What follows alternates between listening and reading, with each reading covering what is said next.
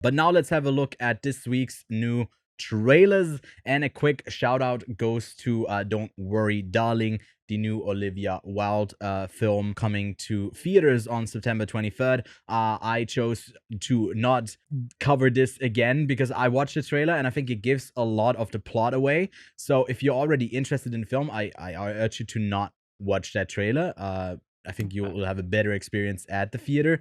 But it looks super interesting, and I'm quite keen for that film overall. And then for the Teen Wolf fans, we got the first look at Teen Wolf, the movie, over at Comic-Con. But the first film we'll actually take a look at is Halloween Ends, the third and final a film in the Halloween franchise for now. That's a direct sequel to the original Halloween, ignoring all of the other ones that came later on. I'll actually put up a timeline for this on the video side of it. I had a look at it. It's kind of funny how like many branches there are for just a one singular franchise. But yeah, it continues that original story from Laurie, and this trailer kind of shows mostly a showdown between Laurie and Michael and Mike Myers. Michael Myers? Michael Myers. Wait, is that the actor? Michael Myers. Not to get confused with Mike Myers. Michael Myers. It could be him under the mask. I don't think we seen him? No, I think we've seen him before. Anyways, Lachlan, what did you make of this action-filled trailer for Halloween Ends? I'm already locked in because I have enjoyed the previous two requels, as we shall call them, rebooted sequels, especially since it's meant to be just these, I guess, 4 films in this timeline, so I don't have to go back and watch every single fucking Halloween movie, which there are plenty. Yes. Plenty. But no, yeah, like definitely keen to see a more action-centric Laurie, as we have seen in the previous 2. But so far, just every single one of these films have been super exciting and fun to watch. So I want some more fun kills. I want some good. I want a good ending more than anything. I'd like them to not leave an open-ended ending. Yeah.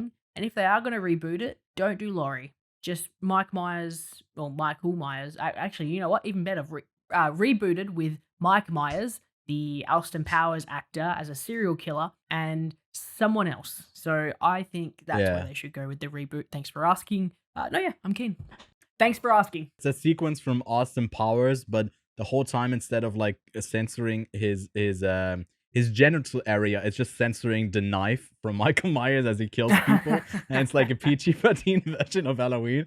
That could be kind of a fun sequence. But I'm also keen for this. I think that both Halloween and Halloween, what was the second one called in this? Kills? Halloween Kills, exactly. Were both big slaughter fests and entertaining action films. Looking forward to this hopefully final showdown between Laurie and Michael Myers. Now let's move over to a film premiering on Hulu and on Stars internationally pretty soon on July 29th. We are getting Not Okay with Zoe Deutsch and Dylan O'Brien. The synopsis reads, a misguided young woman who is desperate for friends and fame fakes a trip to Paris to update her social media presence. A terrifying incident takes place in the real world, which becomes a part of the imaginary trip and offers all she wants. So this is a story about someone getting caught up in the web of their own lies. I think we've seen this before a couple of times, this like weird quick rise to fame for basically not doing anything, and then the deserved, a lot of the times in these films it's like the deserved imposter syndrome that then people have of like not deserving the spot they have, and it's usually quite exploitative. Lachlan, what did you make of this? Are you gonna be watching Not Okay? It seemed quite fun. I think I'll be dragged into it because the girlfriend really likes Dylan O'Brien.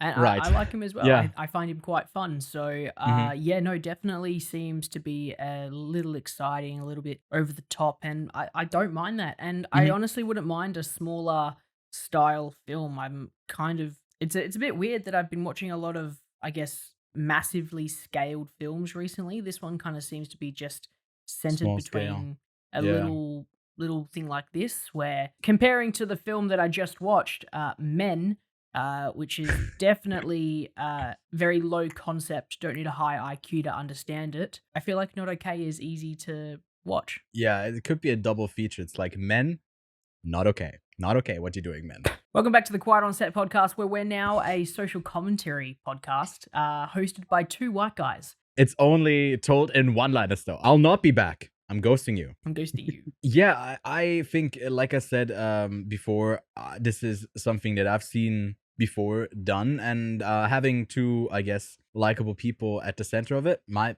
make it, interesting if they have like the charisma needed. But it is definitely like that type of social commentary of like, ooh, what do we do for fame just to get it, or like how dependent are we on it, with a bit of lightheartedness, using a terrorist attack as the backdrop. So I don't know, if that's gonna make sense by the end of it, or if that's just like used as a vehicle to tell the story. So I'm not like super looking forward to this, but I'll give it a watch regardless, because like, I'm literally watching everything. Then something that's a bit further out on the horizon of new film releases is the Hasbro films, or I don't know if Hasbro has a film side, but it is from Hasbro. Dungeons and Dragons: Honor Among Thieves. That comes to theaters next year on March 3rd. It's starring Chris Pine, Michelle Rodriguez, Sophia Lillis, who was in It, Renee Jean Page from Bridgerton, Justice Smith, and Hugh Grant.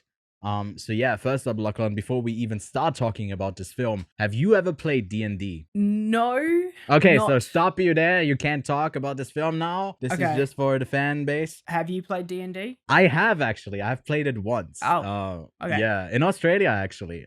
My flatmate was big into D&D, and he dragged me to a session once, and I was quite confused, but it was fun. It's fun, but it takes long, and the most exciting things about this are now put onto screen, where you basically role play and you throw around a dice, a d20 a bunch of times, and what you picture is like these great heroes or whatever out there going on an adventure. And I gotta say, like, the impression I got from this trailer is that they're taking it not too serious. It's quite a lighthearted thing, and the CGI can be like quite out there as well, but it makes sense because it's in this like made-up universe of Dungeons and Dragons. So I actually didn't mind this at all. I think apart from maybe the dialogue that could be a bit cringy, where like there's a lot of one-liners back and forth thing, that could be like the downfall for me for the enjoyment of the film. But other than that, I think it looked kind of fun. Yeah, no, definitely. I completely agree with everything you just said. It seems like dumb fun. That's all I really have to say. I